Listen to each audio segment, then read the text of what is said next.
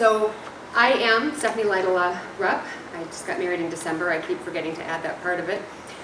I do own Owl. We are an outsourced, on-site accounting department. Our niche is companies in the $1 million to $10 million range. Companies in that $1 million range might need a bookkeeper 4 to 12 hours a week. Same person every week for years until they outgrow us. They also might need a CFO once a month, quarterly, something like that. Move up that little revenue ladder, and now they've hired a bookkeeper internally, but now they need a CFO once a week. That's what we do. I am not a marketing expert. I am an accountant. But I'm also a business owner, which means I have to dabble or immerse myself, more than dabble, immerse myself into marketing. And I want to talk to you today about what it looks like from an accountant's perspective. How we've grown a very, I have to say, a pretty darn good brand on a shoestring budget. I'm an accountant, I'm conservative, I don't spend that much money. I'm not cheap, but I'm definitely conservative. And I hope that what I'm going to share with you will be interesting. Toward the end of the presentation, I'm also going to share a little bit about what's worked for us and what has not worked for us, and maybe we can just learn from each other a little bit on that. I think in terms of money, analysis, time, ROI. So first, budgets, right? This is probably the commonly most asked question I get. How much should I spend on marketing? Both business owners and marketing executives alike want to know this answer. I'll tell you, it depends, right? It depends on many factors. One of the first factors it depends on is your industry. Some industries spend a lot of money, like cereal manufacturing. They spend a lot of money, hello Cheerios, on advertising, right? Other industries, it's just not where they put their money. Maybe the margins are too small, whatever it is. So you're going to know your industry. The second thing that might impact how much you spend is your competitor spending. Believe it or not, when your competitor starts to ramp up, you might ramp up too, just because you see that they're trying to gain market share. Probably the largest factor in how much should I spend is the development stage of your organization. If you are just starting out, you are going to spend a larger percentage of your gross revenue in dollars, right? It stands to reason. If you take it the analogy of the airplane, it takes a lot more money to lift off than it does, or it takes a lot more gas to lift off than it does once you're flying. So you'll spend more. All that said, profitability is the ultimate score in business. So companies who make more money tend to spend more money on marketing and advertising and sales. Success begets success. So let's talk about why you might want to consciously allocate money to marketing. And yes, consciously allocating money is another word for budgeting. But sometimes the word budgeting makes people kind of freak out. So let's just talk about why you want to consciously allocate. How many of you have a budget right now? Of marketing budget? Yeah, please. This is audience participation. Thank you. Raising your hand would be perfect. Okay, first, some of you may not have a choice in whether you budget or not, right? Somebody else is telling you, I need your budget, or here's your budget.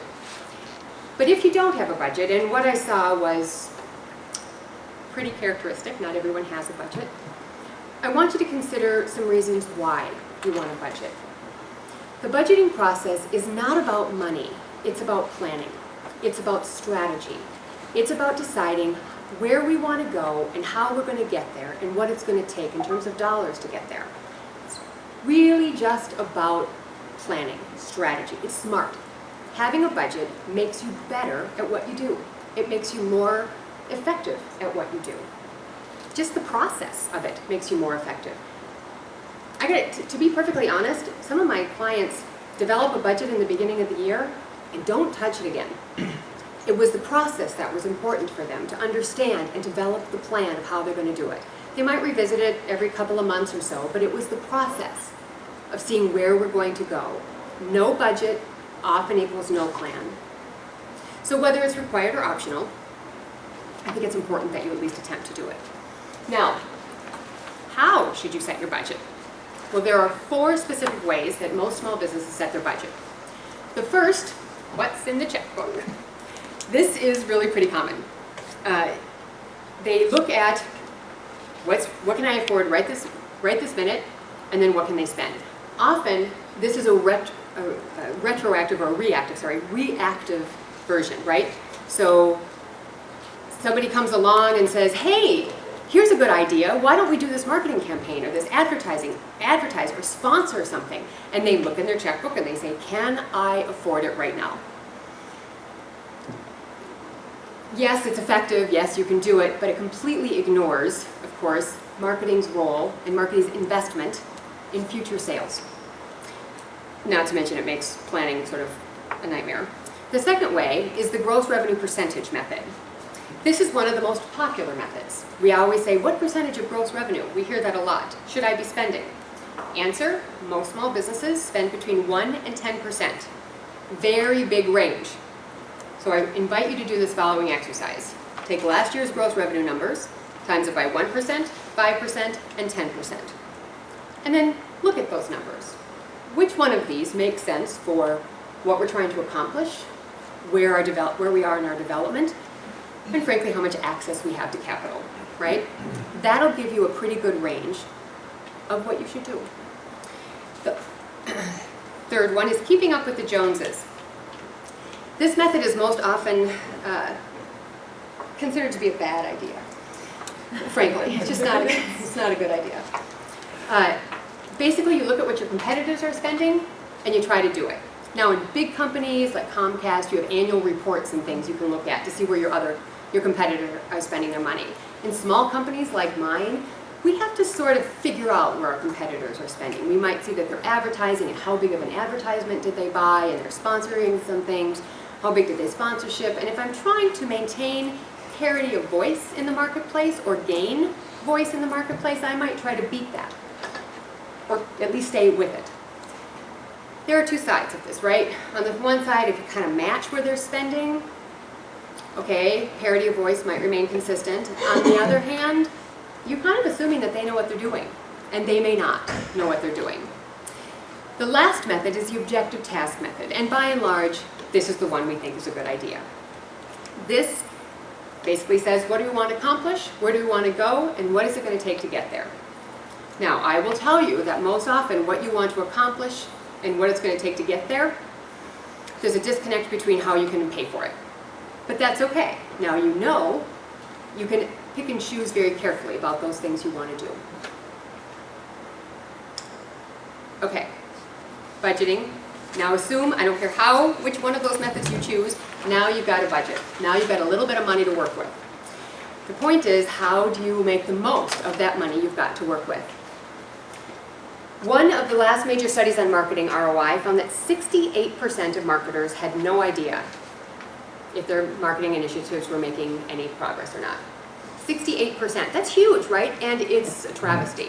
Because if you don't know if your marketing is making a difference, well, you're probably throwing away a lot of money. And as an accountant, that just makes my head hurt. I don't like that. Now, as you begin to think about metrics and starting with metrics, don't drive yourself crazy. The truth is, it's not necessarily appropriate or even possible, and certainly not necessary, to measure every single initiative. What you want to do is start taking the big initiatives, well, measuring the ones that are obvious, like pay-per-click advertising campaigns or direct mail or cold calling. You can see what those are. Measure those, get comfortable with those, see what progress you're making with those, and tweak the process and improve where you're spending. Nobody wants you or your marketing team to be a martyr in this process. Nobody wants you to spend hours upon hours looking at metrics. That's just crazy talk. Now, the metrics you use don't have to be complicated. We're going to talk about some of the metrics you can use. They just have to be revealing. Every statistic that you spend valuable time preparing should tell you something significant about your marketing efforts. Otherwise, what's the point?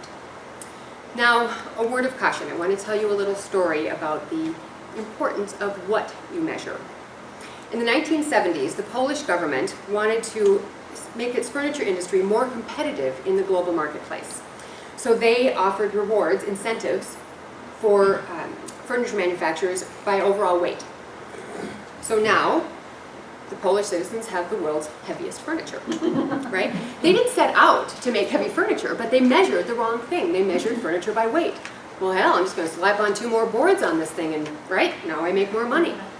Crazy talk. So make sure that you look at what you're measuring so it'll get you the outcomes you want, otherwise you're just going to be making heavy furniture. So, you want to be sure you measure the right things. As a raging capitalist and an accountant, there's only one answer in my book: money. You measure money. Money is objective, money is neutral, it doesn't discriminate, it's the ultimate metric. Here are the steps, but of course it's sometimes tricky. So here are the steps I recommend to get started with. First, this might sound obvious, but sometimes it's not. You need to identify how you make money. This is largely about your business model, right? Maybe it's billable hours, maybe it's commissions on book sales, maybe you're a low-cost provider, and so it's rapid turnover of inventory. Sometimes a simple and obvious answer is the way to go with, but there's nuances in how you make your money. Let's say I'm a leasing agent, right? Not exactly what you do, but let's say I'm a leasing agent. I have a limited amount of space, theoretically, to lease, right? That means I want to maximize what I can lease that for. So I need to make sure that I'm not just going out and getting the first person who will pay me $3 a square foot. If I can get $25 a square foot or $35 a square foot, I want to do that. So your marketing efforts, you can't be all things to all people, will be geared much more closely. So identify how you make money, the nuances and the niche within that. Then, not rocket science, you want to identify marketing activities that lead to that money. You probably all do a whole slew of marketing activities right now. I would bet that there's not one of you who does just one thing to market yourself. You do there is no one fell swoop, there's 15 little swoops, there's no silver bullet, there's lots of things that we do. So right now, I wouldn't discriminate. In your first go around, just list every single thing that you do that generates marketing or sales dollars. And then define an outcome metric for each of those activities. Now, I prefer it to be cash, the outcome metric, but sometimes that takes a couple of steps, and I'll demonstrate. Now, if you're an IT firm and you basically make your money doing projects, billable projects, there are two kinds of companies you can do billable projects for. Those that are already clients and those that are not. So if your marketing efforts are spent on new clients, perhaps you want to, and now you're going to say about existing clients, one of the metrics would be project sales to existing clients, right? And that's easily tacked to money, obviously. But let's say you're doing a promotion with Living Social, same thing, money right away. But let's say you're having I go to trade shows. That is now almost never direct to money, right? It's leads that you're going to develop at trade shows. How many of those leads close? That's an intermediate metric, leads. So you'll want to make sure you put it to the next step on what it is. So this is link it to money. The next step is, on all of those steps, you want to link it to money. In short term and long term. So if you're doing a Living Social promotion, you get money right away from that, right? So money comes in. That's the short term gain. Now you want to look at what's the long term. How many of those clients will stay clients? How many of them will buy from us again, or we're just after the deal? That's important. Then you need an easy way to track it all. This is what we do. This is our scorecard, our dashboard. Call it what you want. It shows what we're doing, the activities that drive money, and then link it to dollars. So we have website inquiries. How many appointments were set from the website? How many proposals did we do from the website? And the yellow, how much money? There's the money. How many clients started from that, right? And we want to track activities that lead to results, lead to money. I have Connect to Buy in there too, because we do. Just a little plug for you, Paul. It's been a very good relationship. We Connect to Buy is so affordable for us that we don't necessarily, we don't spend as much money as we spend on our networking or our website inquiries. We just don't. So our payback has been actually way better than some of the other ones because we don't spend much money. You might be a little too cheap, Paul. Get a switch. I know, he's like, oh, stop saying that. Stop saying that, stop saying that. Okay, but if you're going to do this, the very first question you need to ask yourself is, where do inquiries come from, right? If you're not asking this already, you must start. How did you hear about us? How did you hear about us? How did you hear about us? If you ask that question as part of your sales process and listen very carefully to the results, you will probably end up tweaking some of your marketing activities. One of our clients asked that question regularly, and an answer kept popping up, which was, we heard about you and doing due diligence on your competition. Well, I think I'm going to buy some Google AdWords campaigns on my competitor's name. Why wouldn't you? I have to tell you, many people do that on Owl's name. I consider it a great compliment. It makes sense. So if you listen carefully to what those answers are, you may develop new ways of maximizing your marketing dollars. Another report that I like to see biannually is our new customer sales report. Now, I saw the raw weekly data in the scorecard, right? I saw numbers, that's fine. And we have for Owl, we have a pretty fast turnaround. When someone calls us, they need somebody within a month, generally speaking, if not a couple of weeks, if not a week, if not that same week. I mean, so the urgency is there. But still, I'm seeing it weekly. Now I want to look at some aggregate numbers, and I want to look at more than what we think the client is going to do, what they actually did. So it's an easy report to run. We do it twice a year. If you haven't read the Marketing Toolkit for Growing Companies, Jay Like, he turned me on to this 7 years ago.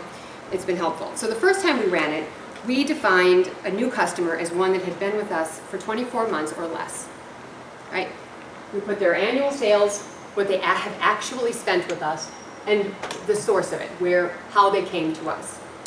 That helps us, and then we rank it, obviously biggest to lowest. We start looking and saying, okay, the value of some of our clients are bigger than the value of some of our other clients. Some of the ways in which you're marketing lead to clients that spend more money with us. Do you know what I mean? Can I say that? Okay, you nod. Thank you very much.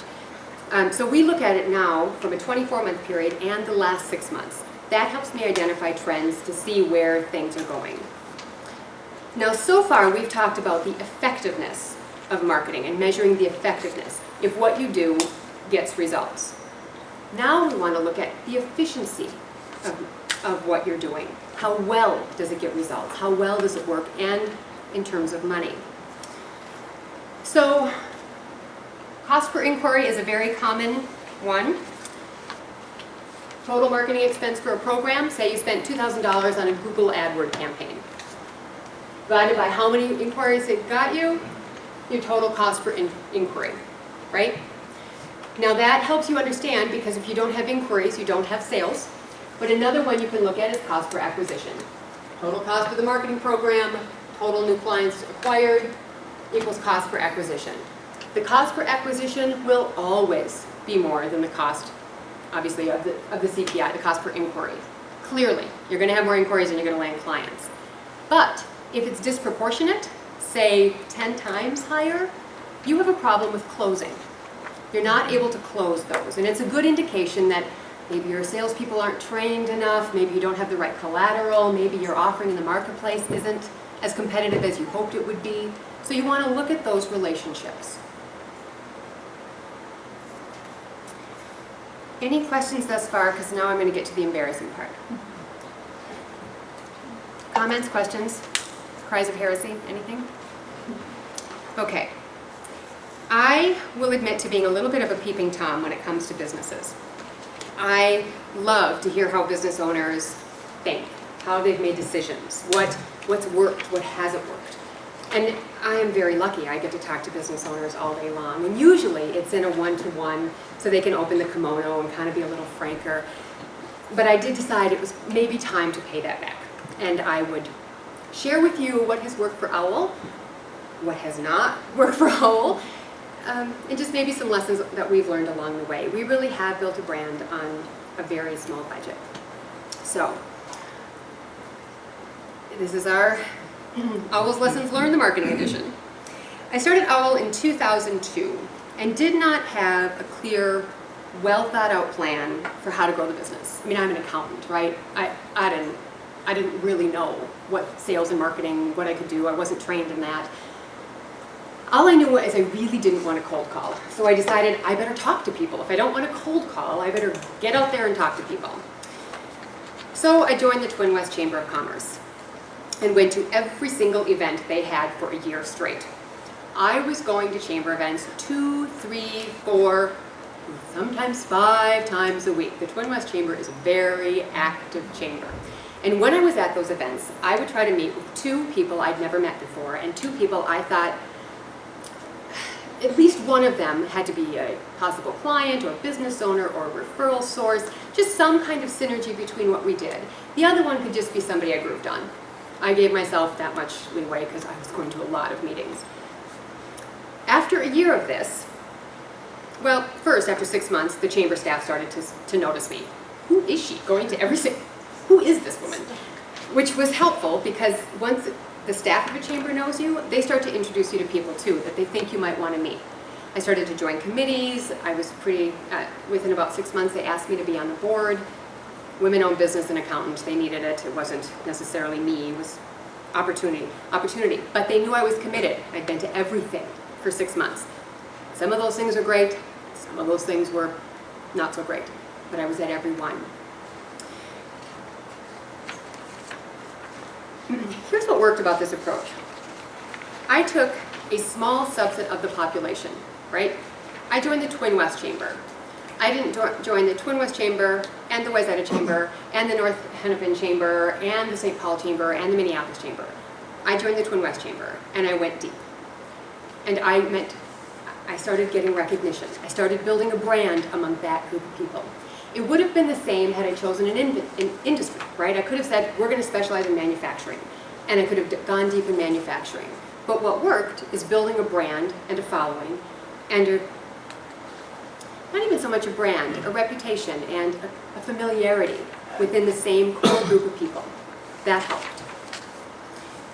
It did get us out there in a more organized, if not terribly efficient manner. Now, what didn't work is that I spent a lot of time in meeting with people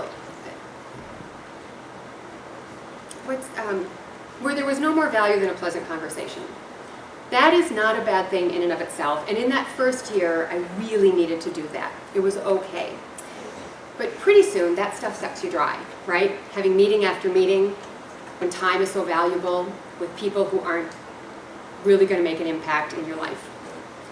And I know that sounds harsh, and I'm really, really sorry, but I'll tell you what, we only have the hours in the day, so you have to pick and choose what you do. And I was also exhausted by that time. I mean, I was having 15 to 25 meetings a week, and I was just freaking tired. But I learned a valuable lesson. Meeting with people and going to networking events is a lot of work, but not necessarily good work. It feels like good work because you're really busy. But busy doesn't equate to results. Busy equates to busy. Candidly, most of our new clients do come from referral sources, absolutely. But we were treating all people and all referral sources as if they were equal, which we all know that they are not. So we developed a referral source strategy. We have basically 4 levels of referral sources. We have R1s. These are people who might as well be on our payroll. They love us. We love them. They are our evangelists, and they refer us people multiple times a month. We love them. We have a symbiotic relationship. Often we are referring to them equally. Our businesses are just synergistic in nature. And we're friends. These are family and better than family, they're friends. We know what their favorite wake up in the morning beverage is. We know what their favorite relaxation adult beverage is at the end of the evening. We know their favorite restaurant. We take care of these referral sources, and each of our R1s have a customized relationship plan. Some of them want to see us every week, and we'll do it. Did I mention they refer us several times a month? No problem. Some of them just want to talk on the phone, don't hassle with me, we do that, no problem. We understand them, we have a customized relationship plan. There aren't that many. R1s are really hard to come by, exceptionally hard to come by. Our R2s are those people who refer us several times a year. It has to fall in their lap, the opportunity, but when it does, they will think of us first. So those people we love, we want to keep in contact with, but once a month might be too much. to see them once a month, right? And there are more of those too. So they have a quarterly relationship plan. So depending on the relationship, we'll either call them, email them, or see them once a quarter. Our R3s, everybody else in the universe, right? They're just all the people we know and love, but don't have a referral relationship with. Those people will suck up your time crazily. And those people, what we want to do, we love them, they love us, we want to keep the goodwill flowing, so they're part of our marketing campaign, our regular conversations that we have, which I'll show you in a little bit. Then we have this thing called an R1.5. I know it sounds like we're cheating, but hear me out on this. Sometimes you meet a person, right? And you think, gosh, there's chemistry here, there's synergy between what our businesses do, and we think alike. I think we could maybe develop a referral relationship with. So those people, we treat them like an R1. They have a customized relationship plan for several months until we find out if they're going to be an R1, an R2, or, God forbid, an R3. And we're pretty ruthless, actually, on cutting off that R1.5. If after 6 months it doesn't look like it's going to go, it's not going to go. No problem. We all put in the best effort, it's good.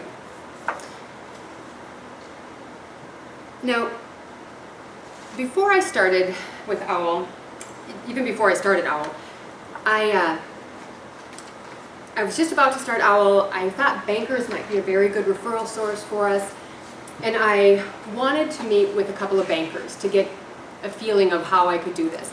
And my mom sat on a board with a man named Dave Cleveland. I don't know if any of you know him, but he's just a terrific human being. He owned a bank, and he was generous enough to sit down with me. And he said something that sticks with me to this day. He said, Stephanie, bankers want to do business with companies that appear to be well run. Of course, the secret word in there is appear to be well run. And when I said, not actually well run, just appear to be well run, he said, here's the thing. If a company appears to be well run, if they can sort of fake it in the marketplace so they appear to be well run, the odds are they're going to be better well run than people who can't even fake it. So yep, we want to do business with people who appear to be well run. Okay, that's interesting, right? What can you do with that? How, as a small company just starting out, can you appear to be well run by the majority of people out there? I decided consistency helped breed appear to be well run. So we developed some marketing packages, some marketing things that we did. First, it's important to remember this is 2002, so email marketing was not what it is today. We sent snail mail packages, a series of 3. We had a letter, just a one-page sort of interesting something on accounts receivable or accounts payable or profitability of your clients, blah, blah, blah. Then one of these that actually have Post-it notes right here, fast facts we called it, and then an oversized postcard, which is not in my collection right now, and we sent one of those every month. So a cycle of 3, another cycle of 3, another cycle of 3, and we did it for several years. This was actually great. The Post-it notes in particular, I think you might have, do you have Post-it notes in there?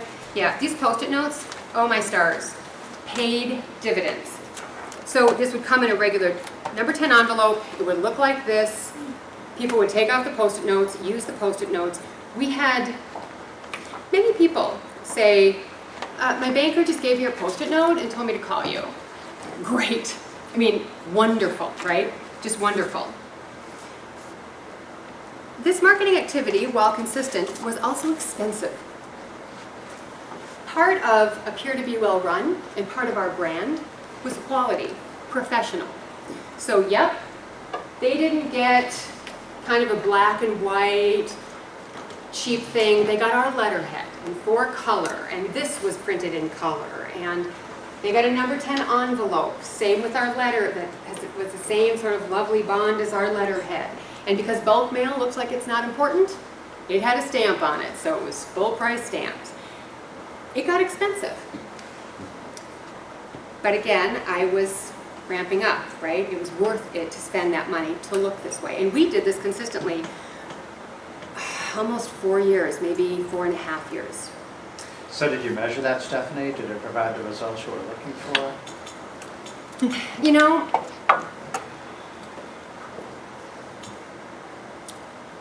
at the end it wasn't. In the beginning it was. In the end, though it paid dividends afterwards, it'd be interesting, months after I stopped doing these mailings, people would come up to me and say, I still get your mailings, and I thought, no you don't.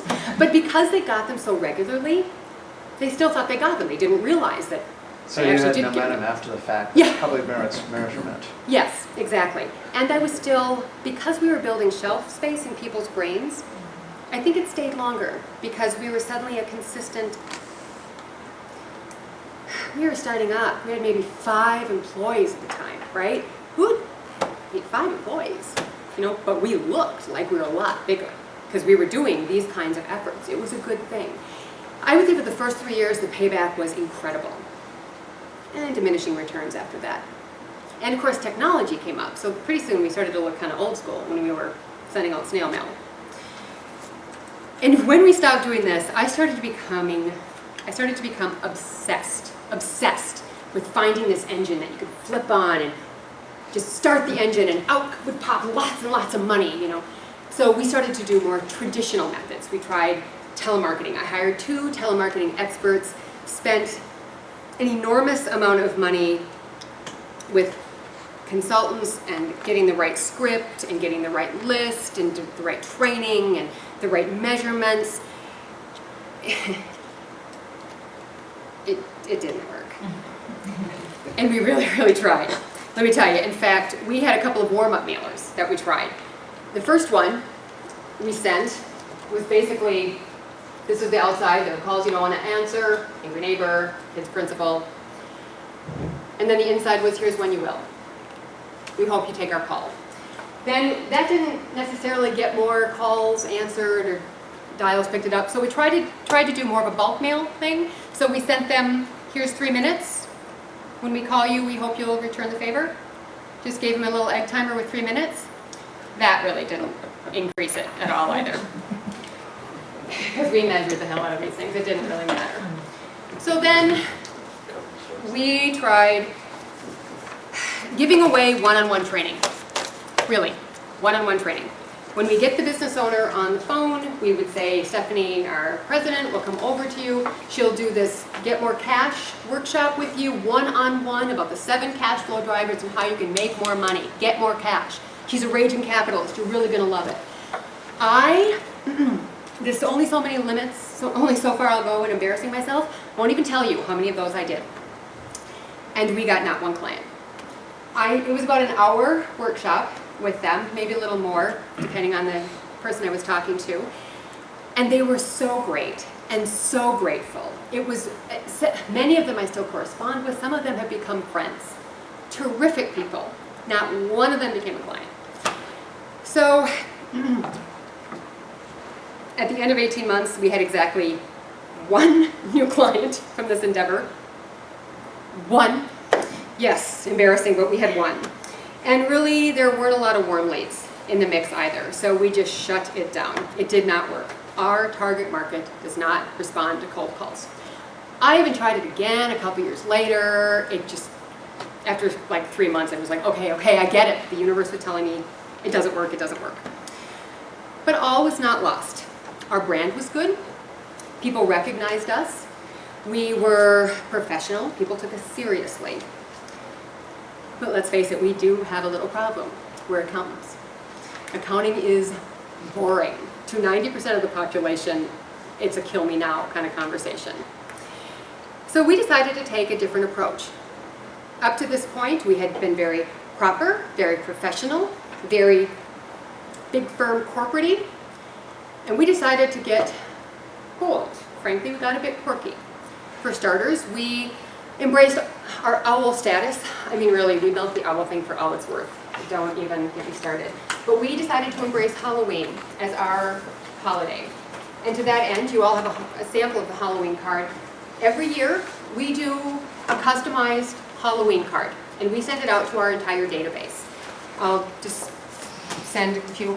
This one, and then to our clients, our vendors, our referral sources, we send out gifts. For this one, it came with 2 pumpkin carving templates, and we sent out, yes, a carved pumpkin. I don't want to talk about what my kitchen looked like. We carved 150 pumpkins that year. Seriously, don't get me started. I live in a big house, but my kitchen was crazy talk. last year was our 10-year anniversary, so we wanted to take it up a notch. So we sent out these boxes, and in them, okay, I have to admit, this has been sitting here since October, and some of us got a little hungry, so there's a couple missing. But we had candy for each one of these things, right? So the one that's missing, it's a joy to work with us, a joy to work with you. Almond Joy. We have a sweet addition to your cash flow, which is a 100,000 gram bar, which we don't have. So who got that? Current clients Our or clients prospective? are our current clients. Current clients. Or prospects we were pretty darn sure we're going to close. Okay, all right. I'll send it around You this do way. this year, We do this every year. Not this one. This was our Right. 10-year anniversary one. But we something. send out something every year to those people. It just, we were talking earlier with our lovely thank goodness woman over here about, you know, at Christmas, everybody, you get drowned out. And now people are starting to do Thanksgiving, everybody's getting drowned out. So far in Halloween, nobody's even tired of candy yet. You know, we send this out the week before Halloween, so they're not eating their kids' Halloween candy later on. I mean, it's early. Yeah. So the other thing we started to do was send out emails. We got with the times, we sent out some emails. Now these aren't your typical emails, right? These aren't constant contact templates that all look the same. We invested and still invest in design work, in writers. We invest in humor. I mean, not many accountants say eek in their actual marketing materials, right? But we have an incredibly high open rate. I mean, it's almost 3 times the average of most open rates. It's because these are interesting and they're funny. And they have Adrian Brody in them. I mean, who doesn't want to open that? Now, we have people who say, I can't believe I just read 800 words on accounts receivable and loved it. That's because we're funny. That's because it's a fast read, it's an interesting read, and it's an actionable read. And we give away some good stuff, right? It makes people think differently. Speaking of sharing expertise, we had this idea that all boats rise with the tide. Okay, that wasn't our original thought, but we liked the concept, right? We thought if we brought together the people we trusted, our vendors, with the people we love, our clients, great things would happen. And we were not wrong, so we wanted to organize that approach. So we started something called Our Trusted Vendors, Owl's Trusted Vendors. There was criteria for being one of our trusted vendors. You had to be B2B. You just didn't ask and get on it. We had to have at least 2 years working directly with you or with you through one of our clients. We had to have a stellar experience with you. Let's see what else. Same basic theories on customer service, that kind of stuff. So we even started a website called ourtrustedvendors.com. And that was working out well. That was a nice thing. But then we decided, let's make sure everybody knows each other. Let's really get this tide to rise, right? So we had this trusted vendor troika, where we would introduce 3 of them and say, we think you should go out to lunch. You guys don't know each other, you're non-competing businesses, and I think there's some synergy. Go. And they would. They would. So they have lunch, and what's the first thing they would do at lunch? They'd say, how do you know Owl? Great. So they say, oh, I love Owl. They do. Wonderful. Reinforces their relationship with us. And they get to meet really fabulous people. Win, win, win, win, win. All over the place, win. It's good. When that was ticking along, working very nicely, we decided to really kick it up. We took it to, yes, YouTube. Once a month, we shot a video of one of our trusted vendors. As a matter of fact, your boss is on there, if you noticed, Dave Meyer.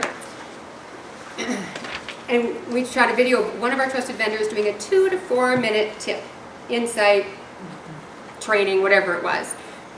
I gave the introduction. It was bookmarked by an owl logo, and on the end had the trusted vendors logo and their contact information. And we sent this out. It went on our YouTube channel, obviously, and then we sent it out to our database. The resulting attention and accolades were frankly breathtaking. I mean, amazing. We got so much attention from doing this. We were written up in articles. We had local and national attention from this. I kid you not. There were social media experts saying, Owl's on the cutting edge of business-to-business social media. It was really exciting. And it would have been easy to get lost in the acclaim, and after a year, really, sales hadn't increased at all from this. There was a lot of buzz, but just buzz. We didn't notice an increase in our trusted vendor referrals. That wasn't happening. That had stayed exactly the same.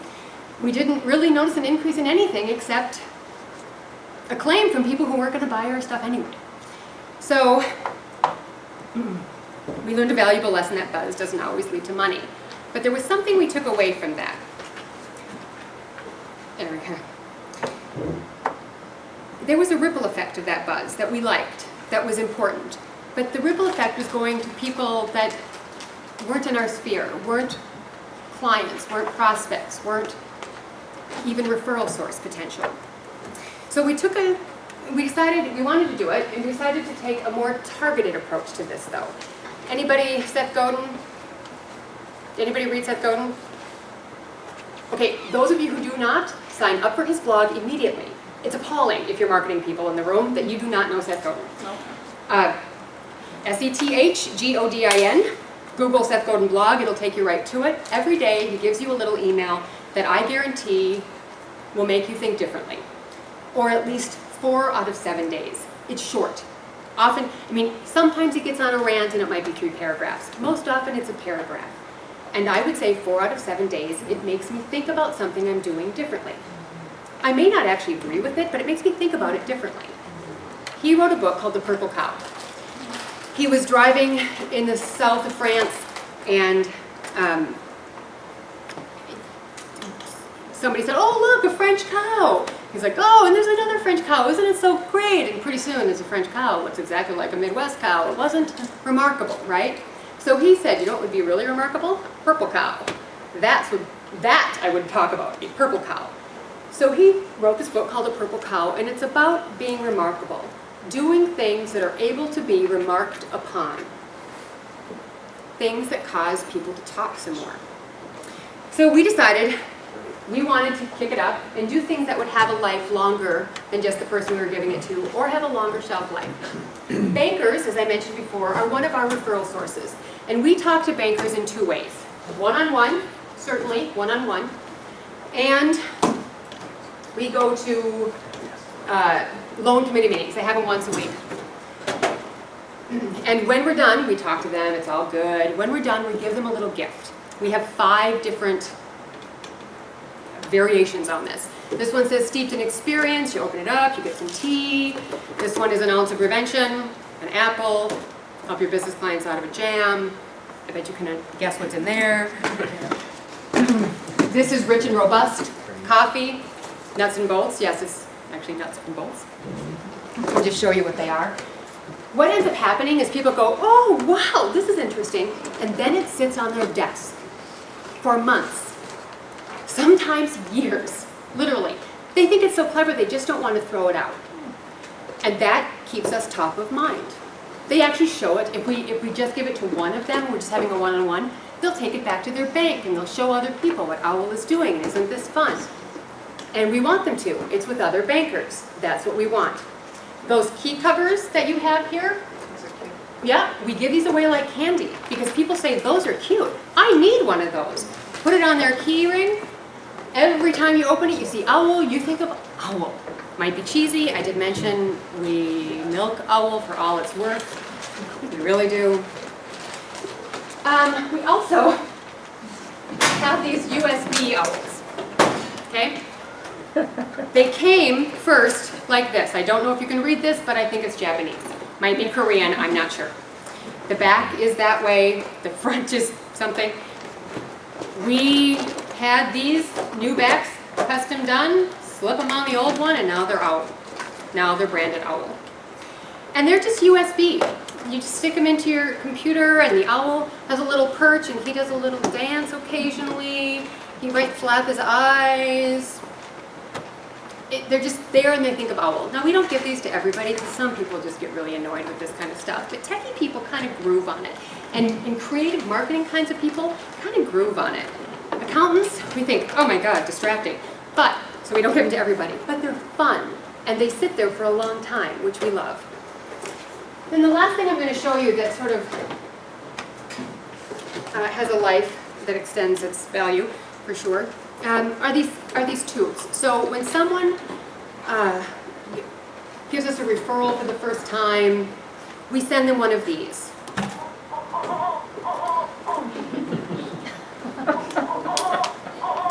Right, and they laugh, and they put it in there, and they go over to their friend and say, listen to this, right? And then we just give them some chocolate-covered almonds, because who doesn't want chocolate-covered almonds? But this stays on their desk for a long time. They open it when they're bored. The St. Paul Chamber, great referral source for us, beloved client.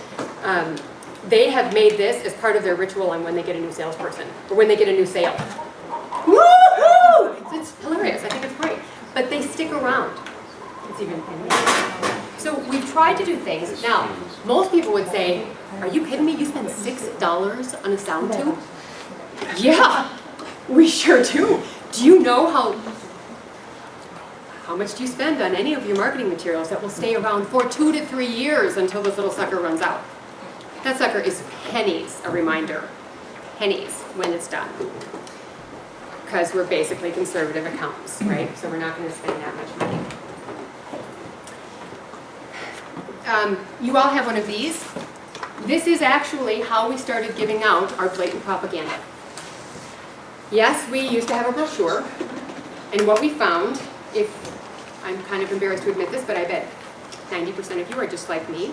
You end up with a stack of brochures, collateral you've got along the way, and every 6 months or so, right in the garbage, because you just haven't used it, you haven't looked at it, and going through the stack again is overwhelming. What we find here is people plop it in their filing cabinet. And then we are a reminder to them. It seemed, because we just made it very easy for them. And yes, it's in our colors, and we're able to put way more stuff in there than we ever could if it was just a... And our bankers and our other kind of industry referral sources actually will take things out of there and give it to people when they want to refer us. So 1 + 1 = 3. Yes, S&T Office Products makes a lot of money from us by ordering these special colored things, but it pays dividends. We know that it sticks around. Now, what we've done won't work for everybody. What we've failed at will work for others, for sure. But I do want to encourage you to take a page from Peter Drucker's book, who said, what gets measured, gets managed. So having a budget, developing metrics, tracking those measurables will make a difference. It absolutely will improve your marketing effort and your marketing impact. If you do that, your marketing dollars will go a long, long way, and that little spigot, money coming your way, which, again, raging capitalist, we like money. I want to thank you very much.